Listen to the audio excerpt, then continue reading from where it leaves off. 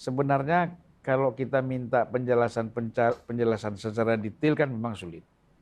Apalagi kan kalau kita lihat debat yang lalu kan seperti Pak Ganjar itu minta mana datanya segala macam. Iya. Apa mungkin dalam debat seperti ini kita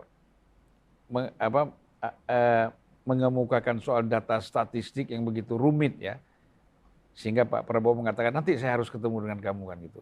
Nah kita mengharapkan ini kan tidak terjadi. Ya. Ini bagaimana mencegah itu Kang Maman?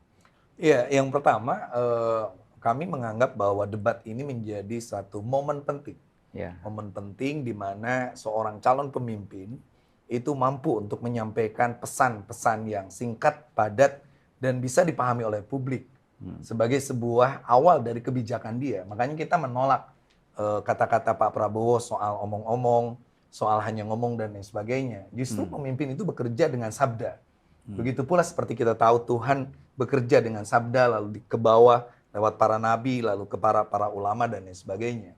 Makanya kemampuan debat itu adalah kemampuan bagaimana dia mengemas seluruh ide, gagasan, pikirannya itu dengan kata-kata yang singkat.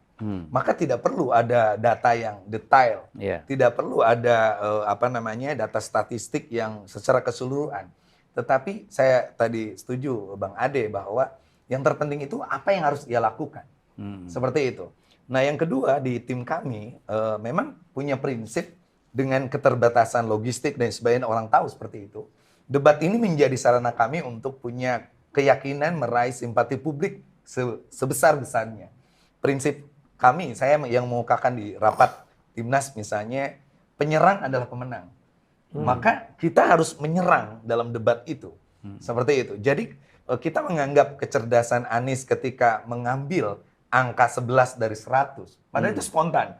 Tidak pernah dibayangkan. Yang penting kita tetap lebih bawah, lebih kuat daripada Ganjar. Ketika Ganjar bilang 5, kita ada nyangka nih, pasti di bawah, tapi nggak mungkin 4.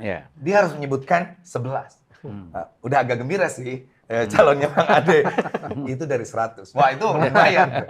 Nah yang ketiga Bang, itu yang menarik adalah kita ingin isu-isu besar itu betul-betul bisa tersampaikan. Kita jujur aja, debat sekarang Wapres ini dengan 5 atau 6 isu ini terlalu banyak, terlalu berat, sehingga tidak fokus. Tidak fokus. Yang kemarin tuh menarik banget karena berkaitan dengan pertahanan yang kebetulan Pak Prabowo Menteri Pertahanannya, lalu juga berkaitan dengan geopolitik, isu-isu yang lain. Ini soal misalnya rahasia negara, dan itu perlu saya klarifikasi bahwa dari timnya Bang Ade misalnya membuat narasi, oh Anies tuh kasar. Kita katakan Anies itu keras dan tegas.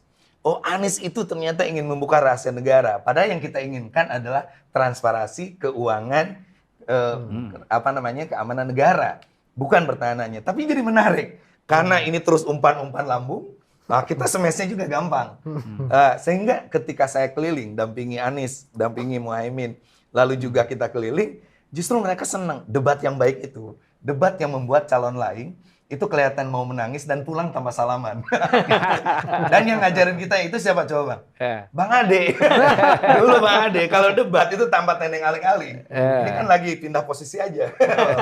Seperti itu. Nah yang terakhir yang ingin saya katakan, bahwa saya yakin ini kita akan ada 2 putaran, dan putaran kedua itu ada Prabowo dan Anies.